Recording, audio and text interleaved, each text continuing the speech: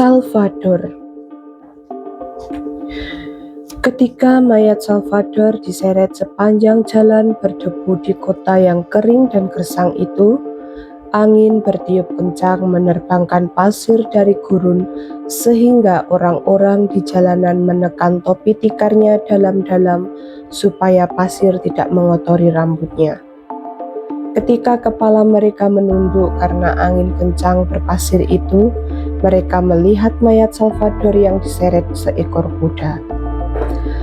Pandangan mata orang-orang di jalanan mengikuti mayat yang diseret perlahan-lahan itu dengan kepala tertunduk tanpa mengucapkan sepatah kata. Seorang serdadu duduk di atas kuda yang menyeret mayat itu dengan tubuh dan kepala tegak karena mengenakan helm yang melindungi wajahnya dari pasir berterbangan. Di belakang mayat itu, seorang juru warta menunggang kuda sambil membawa gong. Di belakang juru warta itu, satu peleton serdadu berkuda mengawal dengan langkah serempak. Sampai di perempatan kota yang gersang itu, mereka berhenti dan juru warta itu memukul-mukul gongnya. Pengumuman, pengumuman! Inilah mayat Salvador, seorang pencuri ayam.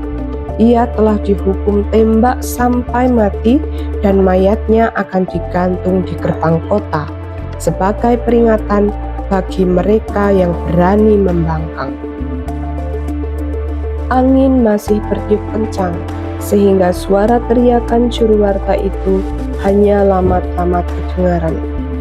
Orang-orang yang berada di jalanan mengikuti mayat yang diseret menuju gerbang kota dengan langkah perlahan.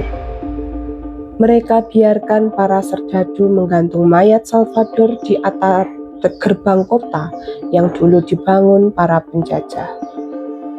Mereka saksikan para serdadu itu memakukan pasak yang besar di gerbang kota. Mereka lihat tali gantungan itu diikatkannya di sana dan mereka tatap semua itu diam-diam ketika mayat Salvador digantungkan. Mereka perhatikan bagaimana pada dada Salvador digantungkan pamflet lebar bertuliskan "Maling Ayam". Namun, angin yang masih saja bertiup kencang-kencang membalikkan kertas pamflet itu sehingga siapapun yang berada di sana hanya melihat kertas putih saja bergetar-getar sesekali menutup wajah Salvador yang tertunduk. Para serdadu juga melihat tiada seorang pun bisa membaca pamflet itu, tetapi tampaknya juga tidak begitu peduli. Mereka hanya siaga saja di sana, menjaga agar orang-orang yang datang melihat mayat Salvador tidak berdiri terlalu dekat.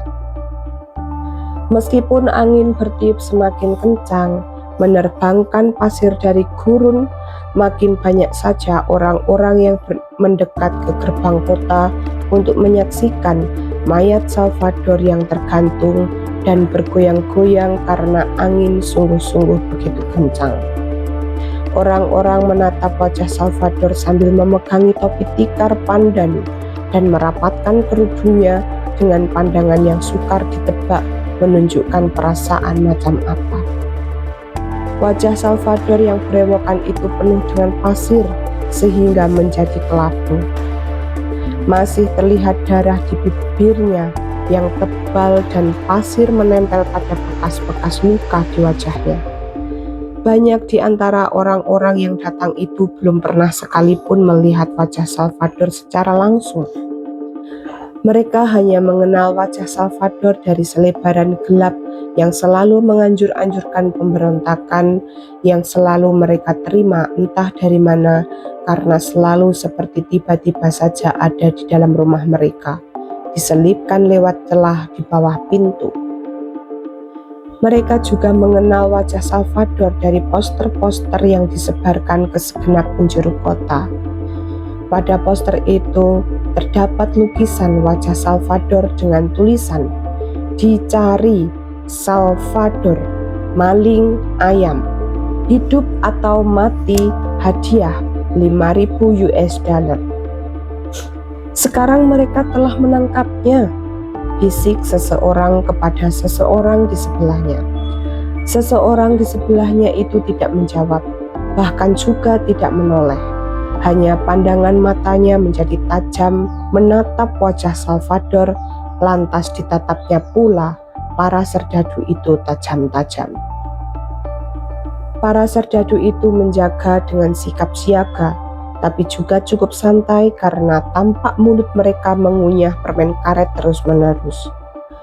Para serdadu itu bisa mengunyah permen karet tenang-tenang karena helm yang mereka pasang melindunginya dari angin yang membawa pasir dari gurun.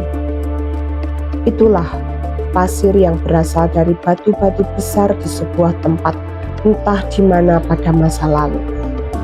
Sejarah telah menyapu kota yang terpencil dan tandus itu dengan darah, dan meskipun darah yang tumpah ke tanah gersang cepat kering, tiada seorang pun melupakannya. Sudah lama sekali, kata seseorang yang lain kepada seseorang di sebelahnya. Ya, sudah lama sekali, jawab yang di sebelahnya. Anakku yang waktu itu baru lahir, kini sudah remaja.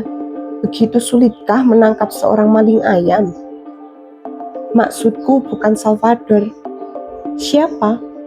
Kekejaman itu. Dari gurun terdengar bunyi seperti siulan yang panjang dan angin berubah menjadi badai pasir yang mengerikan. Kerumunan orang bertopi tikar pandan dan berkerudung itu bubar, dan para serdadu berlindung di dalam terowongan gerbang yang kukuh. Dahulu, gerbang itu adalah bagian dari benteng para penjajah. Benteng itu melindungi mereka dari serbuan orang-orang pribumi selama beratus-ratus tahun.